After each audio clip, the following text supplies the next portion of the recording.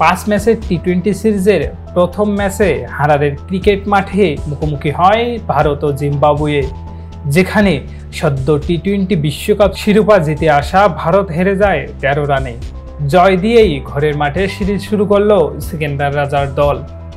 2016 সালের পর দীর্ঘ 8 বছরের অপেক্ষা ঘটিয়ে ভারতের সঙ্গে টি-20 ম্যাচ জয় তুলে নিল জিম্বাবুয়ে। উল্লেখ্য যে টি-20তে এত কম রানের পুঁজি নিয়ে ভারতের বিপক্ষে আর কোনো দলই জিততে পারেনি। সেই ইতিহাসটাই করে দেখালো বিশ্বকাপ খেলতে না পারা জিম্বাবুয়ে।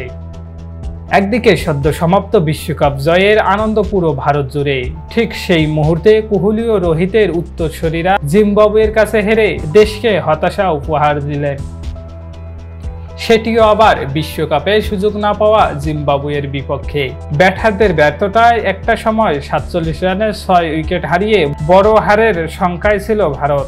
তবে সাথে নামা ওয়াশিংটন সুন্দর এক প্রান্ত আগলে রেখে ভারতের ম্যাচের জয়ের আশা দেখাচ্ছিলেন। পরে তিনি ইনিংসের 20তম ওভারে টেন্ডাই চাতারার 5ম বলে উইকেট গেলে 13 রানের জয় পায় জিম্বাবুয়ে।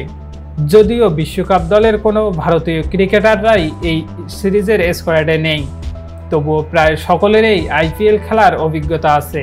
এর আগে টস হেরে ব্যাটিংয়ে নেমে 115 রানের বেশি করতে পারেনি জিম্বাবুয়ে। স্বাগতিকদের অল্প রানে আটকাতে দুর্দান্ত বোলিং করেছে রবি বিষ্ণু। 4 ওভার 2 মেডেন 13 রানে 4 উইকেট নিয়ে জিম্বাবুয়ের ব্যাটিং অর্ডার ধসিয়ে দিয়েছেন এই লেগ স্পিনার।